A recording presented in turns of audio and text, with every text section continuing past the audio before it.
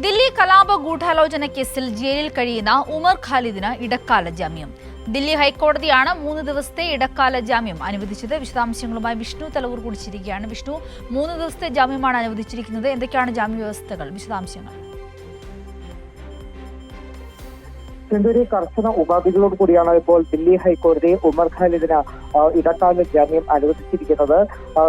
ഉമർ ഖാലിദ് 15 ജാമ്യം വേണമെന്നായിരുന്നു ആവശ്യപ്പെട്ടത്. നേരത്തെ വിചാരണ കോടതി തള്ളിയ ജാമ്യാപേക്ഷ തള്ളിയ സാഹചര്യത്തിലാണ് ദില്ലി ഹൈക്കോടതിയെ സമീപിച്ചത്. ഏതായാലും ഉമർ ഖാലിദിന്റെ അമ്മയെ കാണാൻ വേണ്ടിയിട്ടാണ്. കാരണം ഉമർ ഖാലിദിന്റെ അമ്മ സർജറി ഉണ്ട്. അപ്പോൾ ആ സർജറിക്ക് മുന്നേ തനിക്ക് അമ്മയെ കാണണമെന്നൊരു ആവശ്യം മുന്നോട്ട് വെച്ചുകൊണ്ടാണ് ജാമ്യം തേടി ദില്ലി ഹൈക്കോടതിയെ സമീപിച്ചത്. ഏതായാലും കർശന ഉപാധികൾ വെച്ചുകൊണ്ട് തന്നെയാണ് ഇപ്പോൾ ഉമർ ഖാലിദിന് 3 ദിവസം, അതായത് ജൂൺ 1 മുതൽ 3 വരെ 3 ദിവസത്തെ ഇടക്കാല ജാമ്യമാണ് അനുവദിച്ചിരിക്കുന്നത്. കർശന ഉപാധികൾ എന്ന് പറയുമ്പോൾ 1 ലക്ഷം രൂപ കെട്ടിവെക്കണം. അതോടൊപ്പം തന്നെ ഉമർ ഖാലിദ് ഒരു ഫോൺ മാത്രമേ ഉപയോഗിക്കാൻ പാടുള്ളൂ. എപ്പോഴും ഈ ഇൻവെസ്റ്റിഗേഷൻ ഓഫീസറുമായിട്ട് ഒരു കോണ്ടാക്ട് ഉണ്ടാകണം എന്നതാണ് ഒരു പ്രധാനമായി ഒരു വ്യവസ്ഥ വെച്ചിരിക്കുന്നത്. അതോടൊപ്പം തന്നെ ദില്ലി വിട്ട് പുറത്തു പോകാൻ പാടില്ല. അതോടൊപ്പം തന്നെ ക്രിമിനൽ ആക്ടിവിറ്റികളിൽ ഇടപെടാൻ പാടില്ല എന്നതുൾപ്പെടെയുള്ള കർശന നിർദ്ദേശങ്ങൾ എന്തായാലും ദില്ലി ഹൈക്കോടതി ഇപ്പോൾ